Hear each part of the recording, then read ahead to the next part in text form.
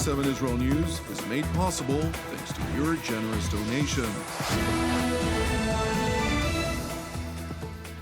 Shalom ve'erev tov, good evening. Welcome to our daily TV7 Israel News Bulletin, broadcast from Jerusalem. A deadline set by President Donald Trump for the Ayatollah regime to accept defeat is set to expire tonight.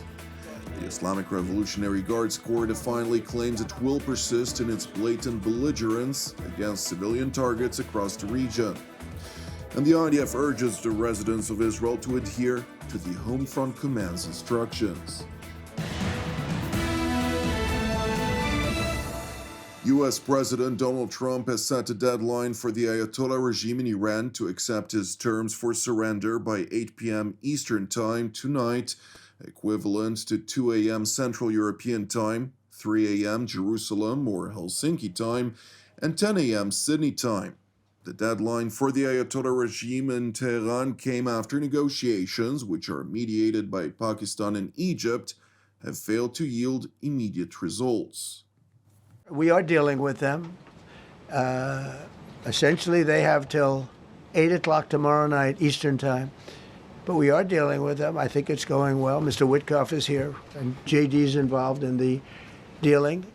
Mr. Witkoff is sitting right here, and I think it's going fine, but we'll have to see. I gave them an extension. They asked for an extension of 7 days, right? I said, Steve, give them 10 days. Now, we'll see what happens. I can tell you they're negotiating, we think, in good faith.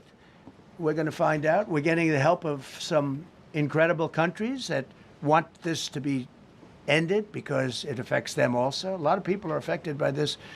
But we're giving them till tomorrow, 8 o'clock Eastern Time. And after that, they're going to have no bridges. They're going to have no power plants. Stone Ages, yeah. President Trump, who had made these remarks in a special White House press briefing, continued by highlighting that he remains hopeful for Iran to essentially accept the terms for their surrender. Do I want to destroy their infrastructure? No. It will take them 100 years to rebuild. Right now, if we left today, it would take them 20 years to rebuild their country, and it would never be as good as it was. And the only way they're going to be able to rebuild their country is to utilize the genius of the United States of America. It is important to know that President Trump's remarks were made in a press briefing that focused on an unprecedented extraction operation of 2 American pilots whose aircraft was shot down on Thursday night. Late Thursday night, an American F-15 fighter jet went down deep inside enemy territory in Iran while participating in Operation Epic Fury, where we're doing unbelievably well, at a level that nobody's ever seen before. Both members of the crew ejected from the aircraft and landed alive. On Iranian soil, I immediately was asked to make a decision. I ordered the U.S. Armed Forces to do whatever was necessary to bring our brave warriors back home. A risky decision, because we could have ended up with 100 dead as opposed to 1 or 2. It's a hard decision to make. But in the United States military, we leave no American behind. We don't do it. Within hours, our armed forces deployed 21 military aircraft into hostile airspace, many flying at very low altitude. The flight crews and warfighters aboard those aircraft took extraordinary risks to rescue their fellow service members. This first wave of search and rescue forces successfully located the pilot of the F-15, and he was extracted from enemy territory by an HH-60 Jolly Green II helicopter. Meanwhile, the second crew member, a weapons system officer, highly respected colonel, had landed a significant distance away from the pilot. When you're going at those speeds, even if you go out 2 or 3 seconds later, it's miles and miles away because you're going fast. He was injured quite badly and stranded in an area teeming with terrorists from the Islamic Revolutionary Guards Corps rough group, as well as besieged militia and local authorities. Despite the peril, the officer followed his training and climbed into the treacherous mountain terrain and started climbing toward a higher altitude, something they were trained to do in order to evade capture. The second rescue mission involved 155 aircraft, including 4 bombers, 64 fighters, 48 refueling tankers, 13 rescue aircraft, and more. We were bringing them all over, and a lot of it was subterfuge.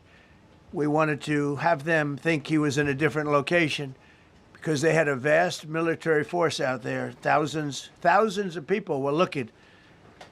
The heroic F-15 weapon system officer had evaded capture on the ground in Iran for almost 48 hours. That's a long time when you're in tough shape and when you're bleeding.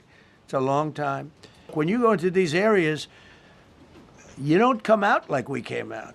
God was watching us. Meanwhile, in Jerusalem, Prime Minister Benjamin Netanyahu praised the successful American operation that saved the lives of 2 U.S. service members, an operation to which Israel's security establishment had also contributed to.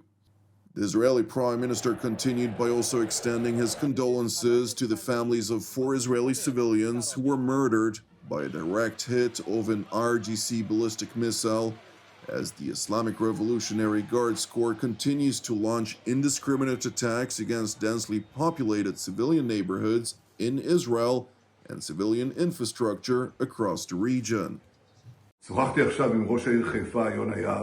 I just spoke with Haifa Mayor Yonah Yahav, expressing my deep sorrow for the terrible loss of life of 4 people in Haifa. Yonah Yahav made a few requests, and I immediately instructed the Director General of my office to do everything possible in order to render assistance to the families as well as to the municipality. The most important thing, however, which came up again in this conversation, is one simple rule, an ironclad rule, for those who follow the instructions of the Home Front Command and remain in a protected area. The chances of getting hurt are virtually non-existent. I therefore ask you, all citizens of Israel, particularly the residents of the North who are now truly going through this tough experience, and I do know how tough it is for you. I ask you, and we will do what we can to assist, I ask you to follow the instructions of the Home Front Command.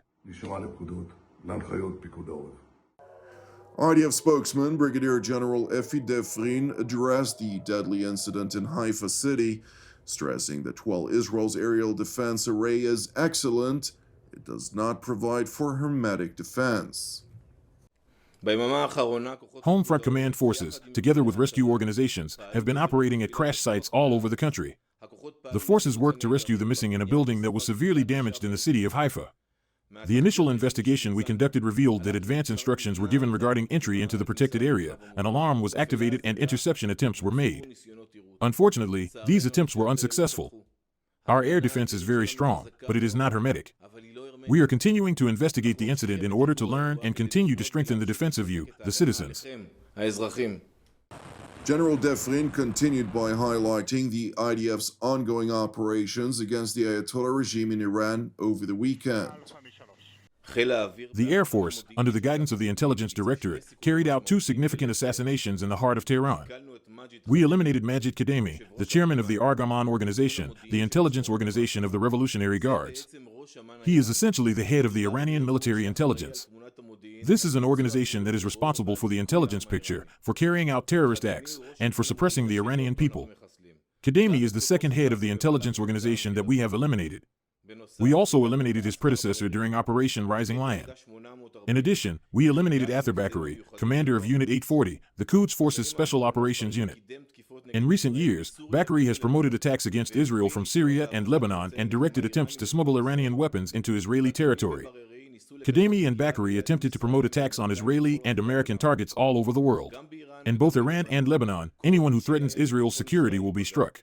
We attacked the largest petrochemical complex in Iran.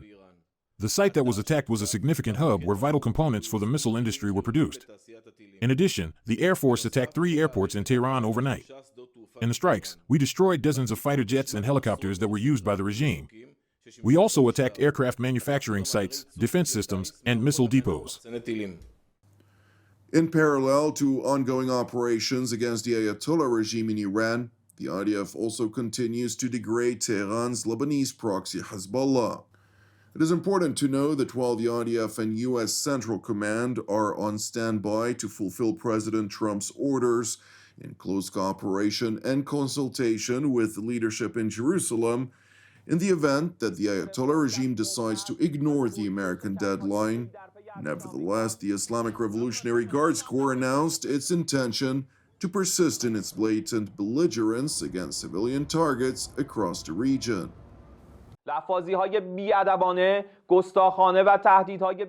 The rude rhetoric, arrogance, and baseless threats of the delusional U.S. president, arising from the deadlock he faces and aimed at justifying the repeated defeats of the U.S. military, will have no effect on the continuation of offensive and crushing operations by the fighters of Islam against U.S. and Israeli enemies, and will not repair the humiliation of the United States in West Asia.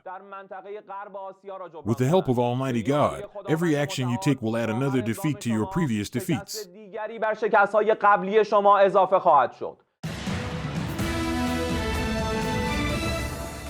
Thank you for watching TV7 Israel News, which is made possible by the generosity of our viewers. If you would like to help support TV7 Israel, which is exclusively donation-based, you can do so via our website at www.tv7israelnews.com. Please keep praying for the peace of Jerusalem and redemption of Israel. Jonathan Essen wishing you a Chag Sameach, Shavua Mevorach, and God willing, until our next update, Shalom from Jerusalem.